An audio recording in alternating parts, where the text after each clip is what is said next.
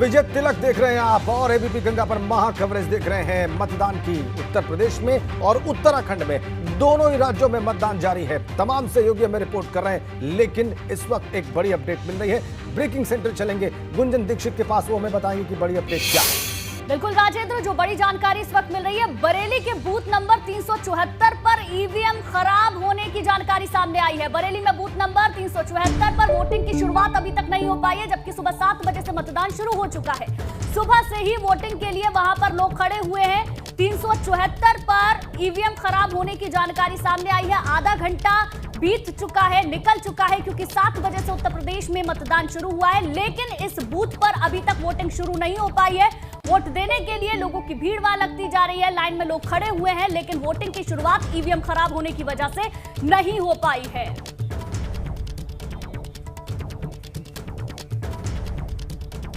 तो बरेली में आज वोटिंग हो रही है और वोटिंग को लेकर यहाँ के युवा क्या सोचते हैं, यूथ के मन में क्या है, वो किन मुद्दों पर वोट कर रहे हैं, ये सब कुछ हम आपको दिखाने जा रहे हैं अपनी इस रिपोर्ट में। इस सदर तहसील पर बनाए हुए आदर्श बूथ पर अच्छी खासी वोटर्स की संख्या दिखाई दे रही है। आप देखिए कि जो सामने बूथ है वहाँ भी और जहाँ मैं मौजूद हूँ यहाँ भी सुबह 6 साढ़े 6 के आसपास वोटर्स यहाँ मौजूद हो गए ताकि वो अपने मताधिकार का प्रयोग कर सकें। इन सबसे जानते हैं कि आखिर इस बार क्या सोच के वोट देंगे। मैम, इस बार क्या सोच के वोट देंगे, डेवलपमेंट के नाम पे या आपका क्या बेसिस होगा वोटिंग? देखिए, अच्छा स्वास्थ्य होगा, सुरक्षा होगी, मतलब आदमी आज़ादी के वातावरण में रहेगा, तो और चीज़ इतना महत्व नहीं रखती है।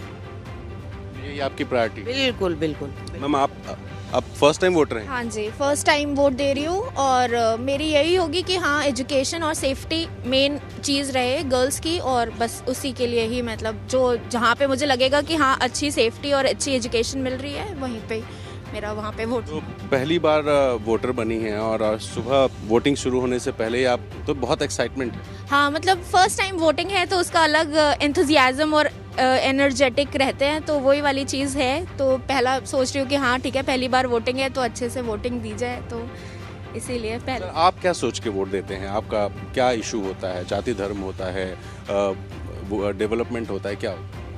नहीं, जातीय धर्म तो सब सामान्य हैं, सभी एक समाज में रहते हैं।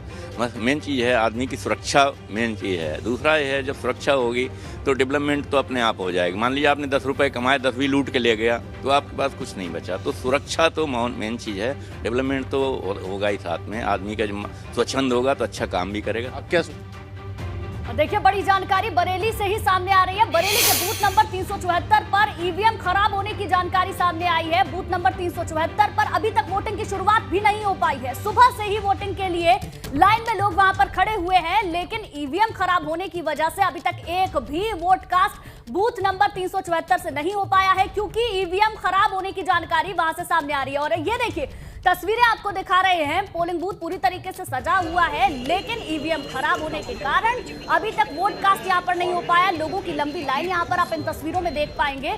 सुबह से ही लोग वोट देने के लिए पहुंच गए हैं, लेकिन 374 बूथ नंबर पर बरेली के वहां पर वोटिंग अभी तक शुरू नहीं हो पाई है। आधे घंटे से ऊपर का समय निकल चुका है। 7 बजे से मतदान होना था, लेकिन अभी तक वहां पर वोटिंग शुरू नहीं हो पाई है। रतीश हमारे संवाददाता ज्यादा जानकारी के साथ हमारे साथ जुड़ गए। रतीश, तस्वीरें भी हम देख पा रहे हैं, वोटिंग शुरू नहीं हो पाई है, ईवीएम खराब होने की जानकारी, क्या अपडेट है वहां से? और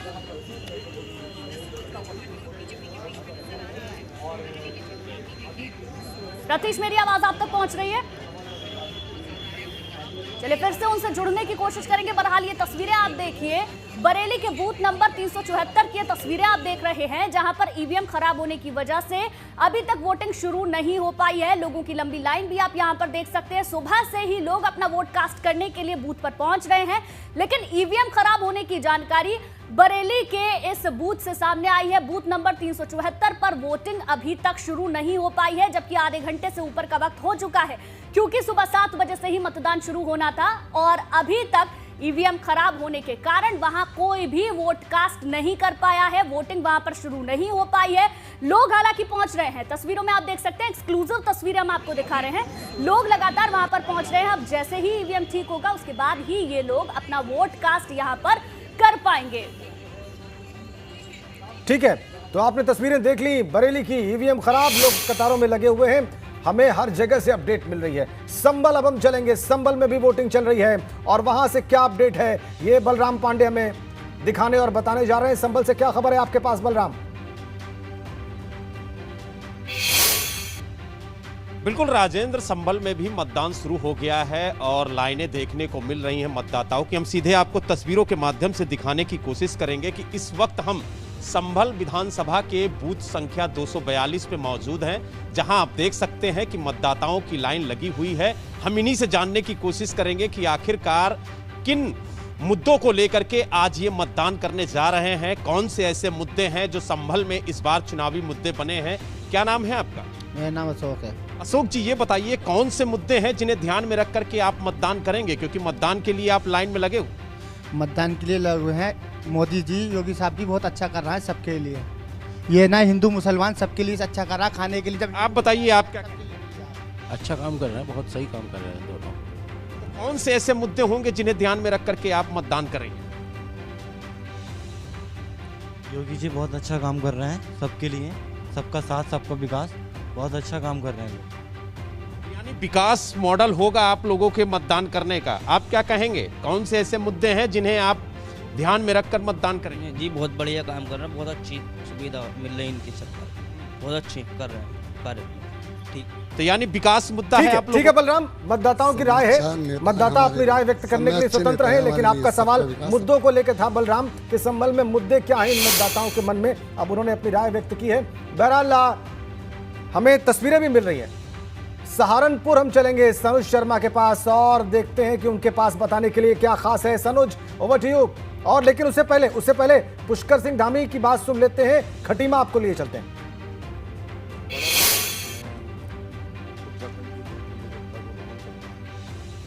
भगवान की कृपा से आज मैं मुख्य सेवक के रूप में अपना वोट करूंगा और पूरी उत्तराखंड की देवतुल्य जनता से भी मैं आह्वान करता हूं कि सभी लोग आज मतदान करने के लिए आगे आएं और अच्छी सरकार बनाएं, ऐसी सरकार बनाएं जो विकास करे, जो हमारे देश के यशस्वी प्रधानमंत्री जिन्होंने आज पूरी दुनिया के अंदर विकास का एक मॉडल खड़ा किया है, एक कार्य संस्कृति खड़ी करी है, उसको आगे बढ़ाने के लिए, उनके हाथों को भी मजबूत करने के लिए और उत्तराखंड को आगे बढ़ाने के लिए सभी मतदान करें और अच्छी सरकार बनाएं। युवा नेतृत्व, युवा प्रदेश, 20 साल का ये प्रदेश है और आप इस बार सबसे यंगेस्ट मुख्यमंत्रियों में से एक रहेंगे। क्या युवा ही इस बार हैं या फिर महिला वोटर को भी? नहीं, महिलाओं का भी पूरा आशीर्वाद है और मैं पूरे उत्तराखंड के अंदर गया हूँ। मातृशक्ति का लगातार हमें आशीर्वाद मिला है और मैंने देखा है कि हर कार्यक्रम में, चाहे छोटा हो बड़ा हो, मातृशक्ति बहुत बड़ी संख्या में आई हैं। उनका पूरा आशीर्वाद है। उन्होंने, माताओं बहनों ने अपने आंचल की छाँव से हमें हमेशा आशीर्वाद दिया है।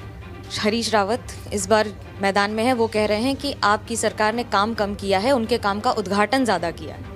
नहीं, कांग्रेस के समय में केवल उद्घाटन होते थे, हमारे समय में उद्घाटन भी होते हैं और लोकार्पण भी होते हैं। जब इस बार चुनौती की बात करें तो पिछले कौन वो 3 से काम है जिसको लेकर मैदान में उतर रहे हैं और भरोसा है जीत का?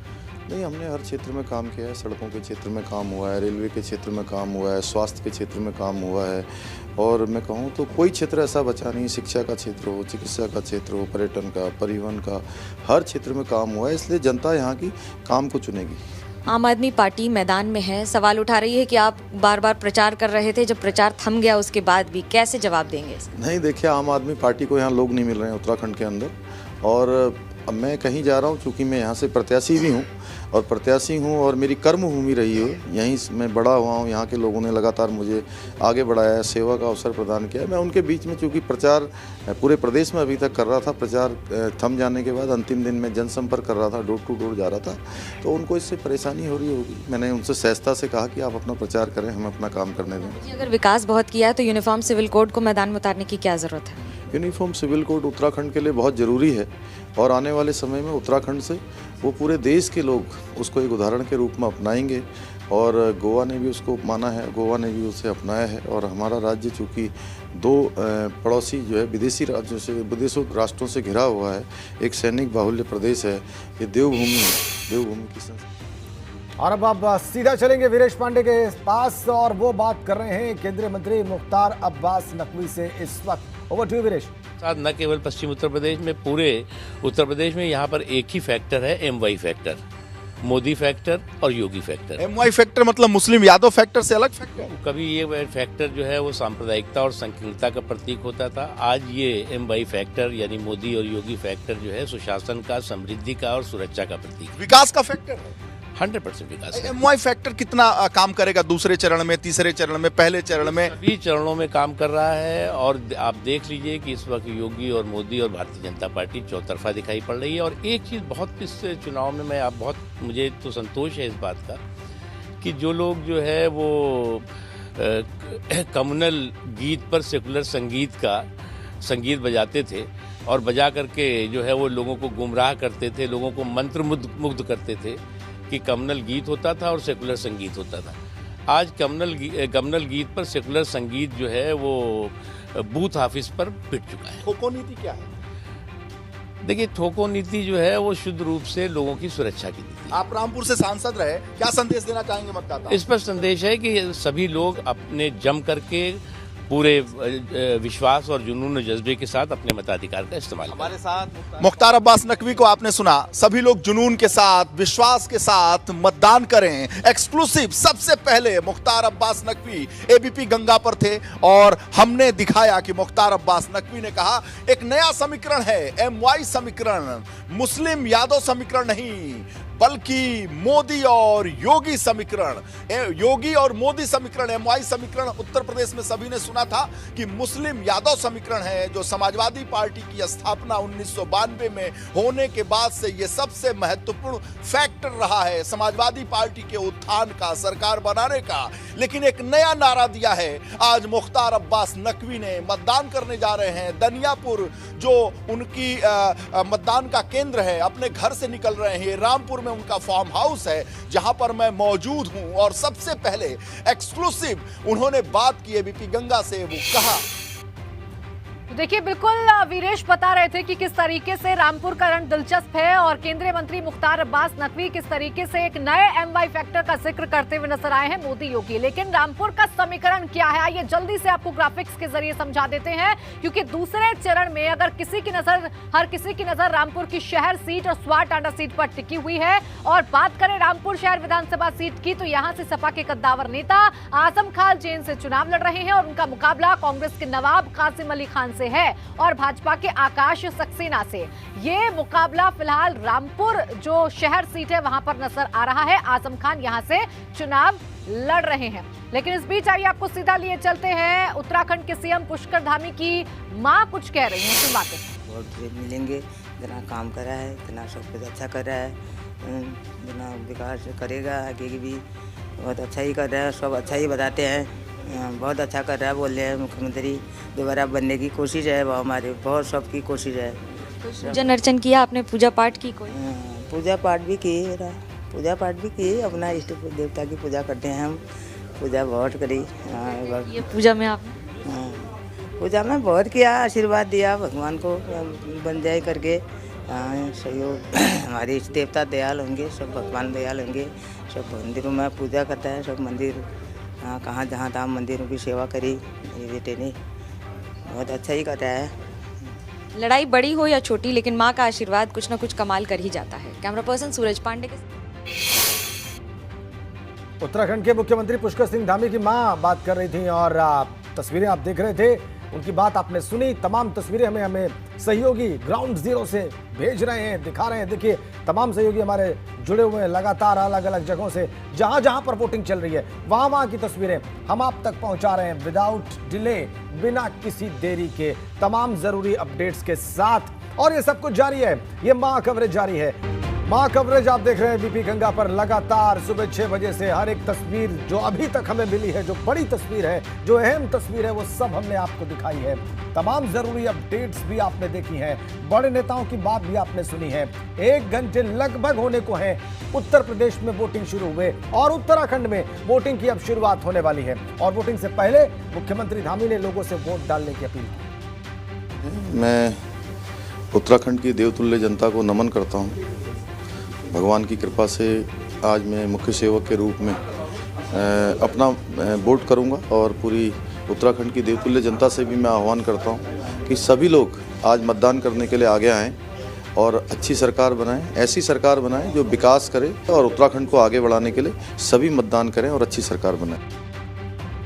मुख्यमंत्री की बात आपने सुन ली, लेकिन उनकी पत्नी से भी बात की हमारे सहयोगी ने, अब आपको वो दिखाते हैं। पहले भी वोट किया होगा, लेकिन इस बार क्योंकि माहौल अलग है, सीट अलग है, पद अलग है, कद अलग है, क्या अंतर आया? देखिए, हमेशा ही जब भी जनप्रतिनिधि अपने प्रत्याशी के रूप में उठे हैं तो हमेशा ही वोट तो करते ही थे, खुशी रहती थी। अभी और ज़्यादा खुशी है और अच्छा है। हम लोग जो है सपरिवार मतदान केंद्र में जाएंगे और जनता का बहुत ही आशीर्वाद मिल रहा है। पिताजी, इस वेशभूषा की खासियत क्या है? ये उत्तराखंडी टोपी है और ये और खासियत और सुंदरता को बढ़ाती है। हाँ जी। और आज क्योंकि कभी पिछले कुछ दिनों से जिस तरह से राजनीति हो रही है, आरोप प्रत्यारोप का दौर हो रहा है, कभी स्टिंग ऑपरेशन हो रहा है, कभी पैसे बांटने के आरोप, कभी आम आदमी की तरफ से लगातार कैंपेन, कैसे देखती इन सब? देखिए, अन्य पार्टियों के पास में कोई भी मुद्दा नहीं है। जो भारतीय जनता पार्टी की सरकार ने प्रदेश के लिए क्या देश के लिए जो काम किया है वो कभी किसी पार्टी ने काम किया ही नहीं। आज हमारे देश के आदरणीय प्रधानमंत्री, लोकप्रिय प्रधानमंत्री आदरणीय नरेंद्र मोदी जी के नेतृत्व में पूरा देश आगे बढ़ रहा है। देश चौमुखी विकास कर रहा है। अंतिम छोर में खड़े हुए व्यक्ति तक सरकार की योजनाओं का लाभ पहुंचा है और जनता में बहुत ही उत्साह है। जनता कह रही है, ये चीज़ें मान रही है, देख रही हैं कि किस सरकार ने और कौन से व्यक्ति ने विकास किया है, कौन विकास को आगे लेकर के जा रहा है, कौन जनता के लिए आज जो है धरातल पे सोच। उत्तराखंड में करीब 68% महिलाओं ने पिछली बार वोट किया था, पुरुषों से ज्यादा। इस बार कितना भरोसा इन वोटरों पर? मुझे तो पूरा भरोसा है कि पूरा का पूरा जो है महिलाएं अपना मतदान करेंगी और महिलाओं का ग्राफ भी बहुत बड़ा हुआ है। महिलाएं हमारी सरकार से, जो सरकार नारी सशक्तिकरण के लिए कार्य कर रही है, नारियों को जो है सम्मान देती है, आत्मनिर्भर बनाने के लिए कार्य कर रही है, उस सरकार का साथ हमारी नारी शक्ति, मातृशक्ति पूरी तरह से देने के लिए तैयार है। प्रार्थना की, क्या बोला? प्रार्थना की है कि धामी जी फिर से जो है विजयी हों, हमारी भारतीय जनता पार्टी की विजय हो और हमारे उत्तराखंड को धामी जी आगे लेकर के जाएंगे। हमारी सरकार उत्तराखंड को आगे लेकर के जाएगी। नए आयाम जो है, नई दिशा और दशा देने का काम हमारी भारतीय जनता पार्टी करेगी। अंग्रेजी में कहावत है, every successful man has a woman behind him. शायद ऐसा ही कुछ इस मामले में भी। तो उत्तराखंड की सभी 70 विधानसभा सीटों पर सुबह 8 बजे से वोट डाले जाने हैं और उसका काउंटडाउन शुरू हो चुका है। रुड़की से एबीपी गंगा संवाददाता विनीत त्यागी ने मतदान केंद्र पर व्यवस्थाओं का जायजा लिया है। समय रुड़की विधानसभा के मतदान केंद्र में मौजूद है, जहां पर जो है मतदान कर्मी पहुंच चुके हैं और ठीक 8 बजे जो है यहां पे मतदान शुरू हो जाएगा। लेकिन उससे पहले मैं व्यवस्था ही दिखाना चाहूँगा कि मतदान कर्मी जो है यहाँ हैं वो अंदर जो है ईवीएम जो मशीन है उसको चेक किया जा रहा है, ताकि मतदान शुरू होने से पहले जो ईवीएम है वो चेक की जा सके और उस दौरान कोई यहाँ पर दिक्कत ना हो, ताकि जब ईवीएम बंद होती है या कोई होता है उससे काफ़ी समय जो है लग जाता है। और फिलहाल जो मतदान कर्मचारी ये वो देख सकते हैं आप, यहाँ पे ईवीएम चेक कर रहे हैं और पूरी तरह से यहाँ पे जो है सुरक्षा भी बढ़ती जा रही है। हालांकि इस दौरान जो मतदाता आएंगे उनको भी कोविड नियमों का पालन करना होगा, और लेकिन उस दौरान जो है यहाँ पे जो कर्मचारी देख सकते हैं कि सैनिटाइजर जो है थर्मल स्क्रीनिंग का जो है चेक किया जा रहा है, ताकि जो मतदाता यहाँ पे आए उसको कोविड का पालन कराया जा सके। तो इस दौरान अब देखने वाली बात होगी कि अब से कुछ ही देर बाद जो है यहाँ पे मतदान शुरू हो जाएगा और जो शाम 6 बजे तक चलेगा। विनीत त्यागी, एबीपी गंगा।